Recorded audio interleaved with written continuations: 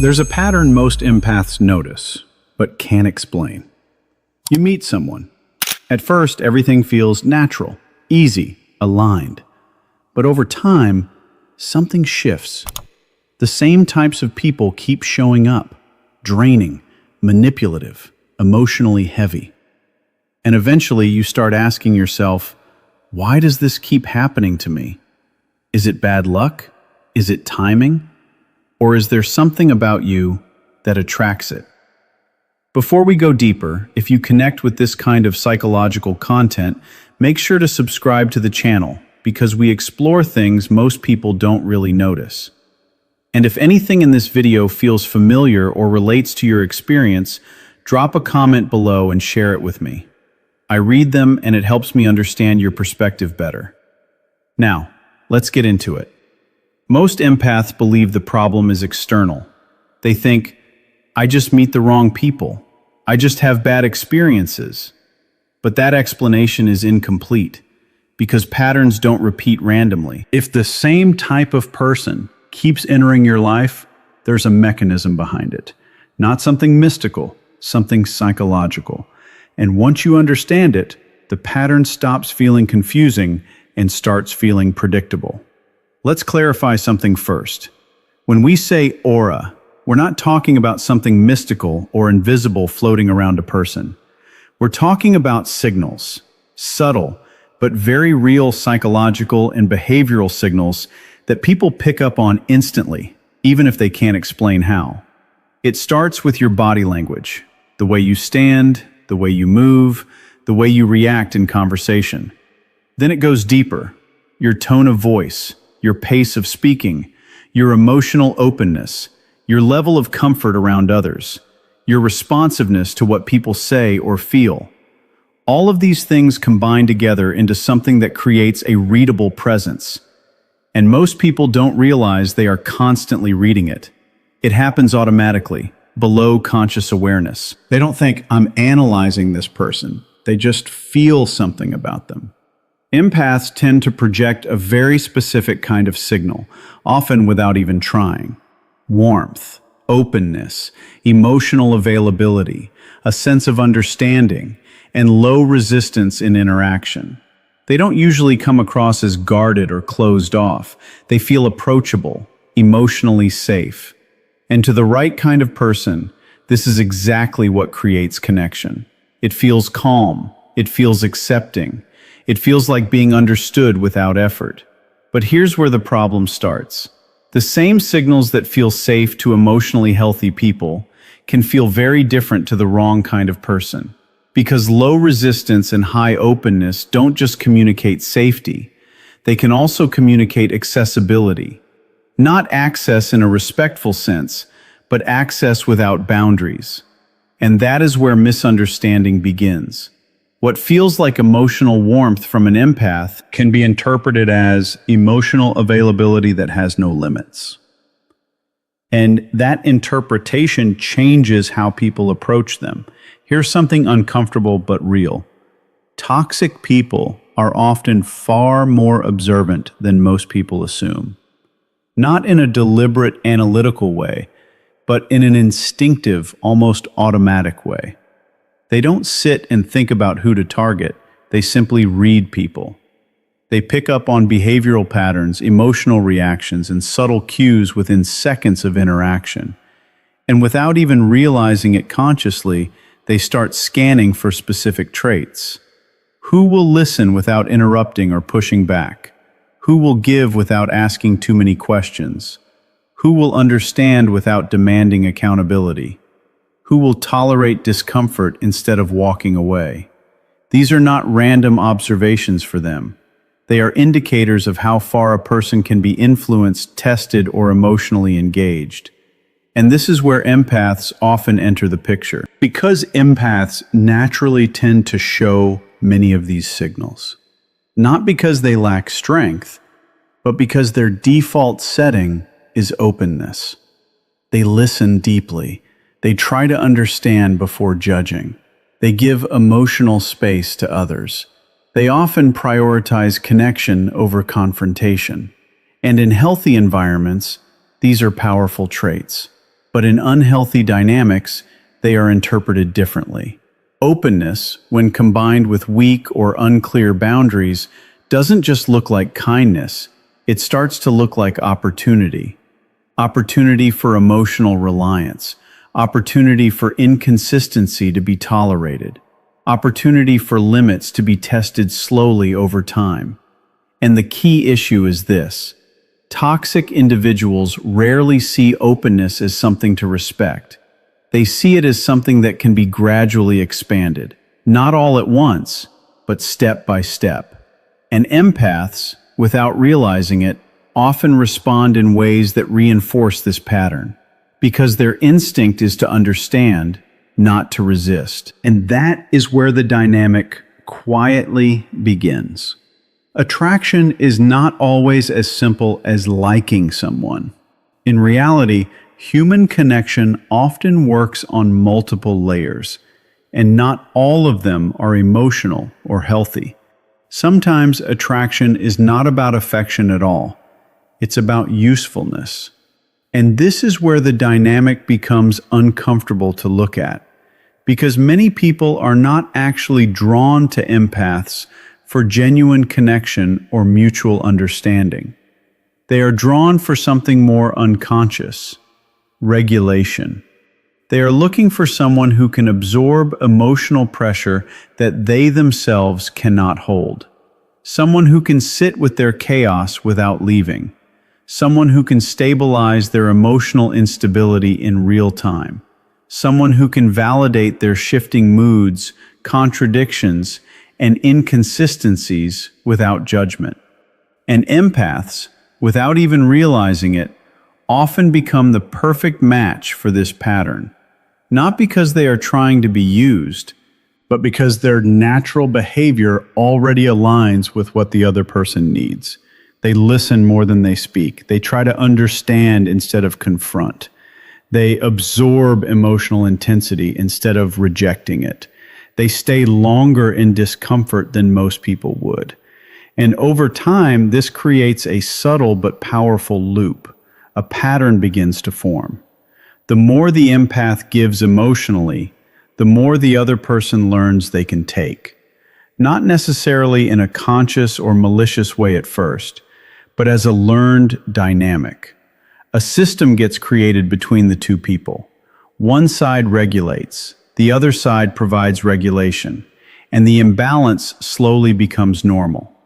What makes this especially difficult is that it doesn't feel wrong in the beginning. It often feels like connection.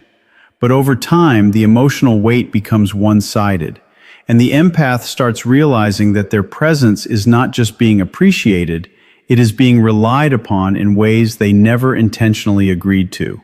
Here's where the dynamic stops being just external and starts becoming internal. Because for many empaths, something subtle develops over time that they don't consciously notice. They begin to tie their sense of value to being needed. Not in an obvious or intentional way, but in an emotional way that feels natural to them. When they are helping someone, they feel useful. When they are supporting someone, they feel important. When they are understanding someone's pain, they feel connected. And slowly, these emotional experiences start forming an internal pattern. That being needed equals being valuable. And this is where a hidden psychological trap begins to form. Because the more a person depends on the feeling of being needed to feel worthy, the more their behavior starts aligning with situations where they are needed. And not in healthy, balanced ways, but in emotionally demanding ones. This is where attraction becomes complicated, because instead of naturally connecting with stable, self-aware people, they often find themselves around individuals who are emotionally unstable, inconsistent, or internally unregulated. Not because they are choosing it consciously, but because those are the environments where their value system feels activated. People who don't need fixing don't trigger the same internal response, but people who are struggling emotionally do. So over time, a pattern develops. The empath becomes the fixer, the listener, the emotional supporter, the stabilizing presence. And the more this role is repeated, the more it feels familiar. And familiarity starts to feel like identity. But the deeper issue is this. This dynamic doesn't lead to balanced relationships. It leads to emotional labor, where one person is constantly processing, holding, and regulating emotions, while the other simply receives. And because the need to feel needed is not conscious, it becomes very difficult to recognize when the pattern is actually unhealthy. Until exhaustion begins to show up, not suddenly, but slowly, through emotional depletion that is hard to explain but impossible to ignore. For many empaths, boundaries don't feel like a natural behavior at first, not because they don't understand the concept, but because emotionally it feels uncomfortable to apply it. There is a difference between knowing something intellectually and being able to execute it emotionally in real situations. Empaths often fall into that gap. They can recognize that boundaries are important, healthy, and necessary, but when it comes to actually enforcing them in real interactions, something internal hesitates. Saying no doesn't just feel like a response. It feels like rejection. It feels like distance. It feels like hurting someone. And that emotional interpretation creates resistance. Pulling back even slightly can feel wrong, almost like they are doing something unkind, even when they are simply trying to protect their own space. So instead of clearly setting limits, many empaths unconsciously choose a different path. They stretch themselves. They extend their patience. They extend their understanding. They extend their emotional availability beyond what is comfortable. And over time, this stretching becomes noticeable in the way they respond to others. Because people, even without conscious awareness, pick up on it. And this is where an important psychological signal is sent. When someone repeatedly does not enforce limits, the message that is received is not about kindness alone. It becomes something more behavioral. This person is flexible. This person will adjust. This person will not stop me easily. And once that signal is communicated, it doesn't disappear. It gets stored in the dynamic between both people. Because human behavior adapts based on feedback loops. If boundaries are not clearly enforced, the expectation of access quietly increases. Not always in an obvious or aggressive way, but gradually through repetition. And this is why the absence of boundaries often creates more imbalance over time. Not because empaths lack strength, but because their strength is often expressed through tolerance rather than restriction. Over time, the dynamic doesn't stay the same. It slowly shifts. Not in a dramatic moment, but in small emotional increments that are easy to ignore at first. The empath begins to feel it internally. A sense of fatigue, mental heaviness, emotional overload that is hard to explain, but very real to experience. It doesn't always show up as chaos. Sometimes it shows up as quiet exhaustion. But instead of recognizing it as a signal to pause, they often do the opposite. They try harder. They invest more energy into understanding the situation. They give more emotional space. They explain themselves more clearly. They try to fix misunderstandings more quickly. Because in their mind, there is still a belief that if they just adjust enough, things will eventually balance out. If they become more patient, more understanding, more emotionally available, the relationship will stabilize. But what they slowly begin to realize is something uncomfortable. The imbalance is not happening because of lack of effort. It is happening because the foundation itself was never equal to begin with. One side is constantly regulating, adapting, and absorbing, while the other side continues receiving without the same level of emotional responsibility. And this is where the draining phase becomes more noticeable. Because the empath is not just giving anymore, they are compensating. compensating for emotional inconsistency, compensating for lack of reciprocity, compensating for imbalance that was never addressed early on. And the more they try to fix it, the more they reinforce the cycle, until eventually effort no longer feels like connection.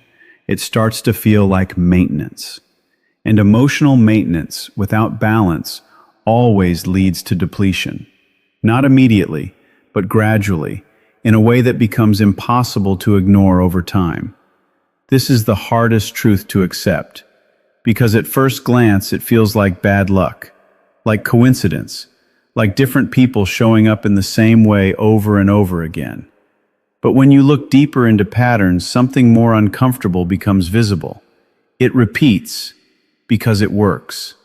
Not in a positive sense, but in a functional sense. It works for the other side of the dynamic, not necessarily for you, for them. Because every repeated pattern in human behavior is reinforced by outcome. If a certain interaction keeps producing results for one person, emotional support, attention, understanding, patience, or access, then that pattern becomes stabilized, even if it is unbalanced, even if it is unhealthy, even if it slowly drains the other person. As long as the system continues to produce benefit for one side, there is no internal reason for that behavior to change. And this is where empaths often miss the deeper mechanism. They tend to focus on intention. But patterns are not driven by intention alone. They are driven by reinforcement.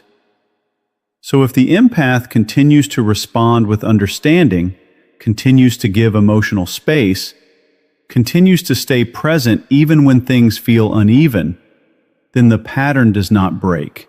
It strengthens.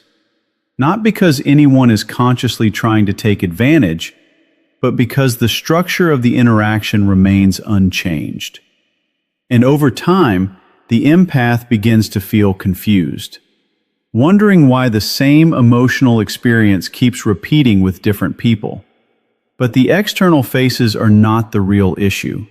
The internal pattern is. And unless something shifts internally, the outcome cannot shift externally. Because new people can enter your life, but if your responses remain the same, the dynamic will eventually recreate itself. Different faces, same pattern, until awareness interrupts the cycle. Breaking the pattern does not start with other people. It does not start with changing who comes into your life. It starts much earlier than that. It starts with awareness. Because until awareness enters the picture, behavior stays automatic. And automatic behavior always recreates familiar outcomes. So instead of continuing the same question that keeps the cycle alive, why do I keep attracting the wrong people? The focus begins to shift inward. A more uncomfortable but more accurate question emerges. What am I signaling without even realizing it? Because every interaction carries signals. Not just words, but patterns of response. How quickly you explain yourself. How much emotional space you give. How long you stay in uncomfortable situations. How often you prioritize understanding over boundaries. All of these create a silent message that other people respond to, even if they don't consciously analyze it. And this is where change actually begins. Not by becoming colder, not by becoming disconnected, but by becoming more conscious in your responses. You start reducing unnecessary over-explaining. You stop over-giving just to maintain emotional balance. You begin to notice when you are trying to fix situations that don't require your emotional labor. And perhaps most importantly, you allow discomfort to exist without immediately trying to resolve it. Because for many empaths, discomfort has always meant fix it quickly. But in this stage, discomfort becomes something different. It becomes information. And slowly, through these small internal shifts, something subtle begins to change in your overall presence. Your energy no longer signals constant availability. It no longer signals automatic adjustment. It no longer signals unlimited emotional flexibility. Instead, it becomes more grounded, more intentional, more selective. And the most important part is this: it doesn't become softer. It becomes stronger. Your aura was never the problem. What you naturally carry, your presence, your energy, your emotional depth, none of that is the issue. Your openness was not a weakness either, and your empathy was never a flaw. In fact, these are qualities that allow you to understand people in ways most others cannot. But the real issue was something far more subtle. It was the lack of filtering. Because empathy on its own is powerful, but empathy without boundaries becomes exhausting. It creates space where everything is absorbed, whether it should be or not. And that is where imbalance begins. Not because empathy is wrong, but because it is unprotected. When there is no internal filter for what you allow into your emotional space, everything gets in. People's emotions, their instability, their expectations, their unresolved patterns, and over time that creates confusion and fatigue. But when awareness enters the picture, something shifts. You begin to understand that empathy is not meant to be unlimited access. It is meant to be conscious. Because empathy without boundaries invites imbalance. But empathy combined with awareness creates something very different. It creates power. Not power over others, but power over your own energy, attention, and emotional space. And in that state, something important changes. You are no longer available to everything. You are no longer emotionally accessible in every direction. And because of that, you naturally become available only to what aligns with you. People, situations, and energies that match your stability rather than drain it. And that is where the pattern finally breaks. Not because the world around you suddenly changes, but because the way access is given from your side changes. And when access changes, everything else reorganizes itself around it. And as we close this, take a moment to reflect on your own energy, your own boundaries, and your own awareness. Take care of yourself, and take care of where you are emotionally in life.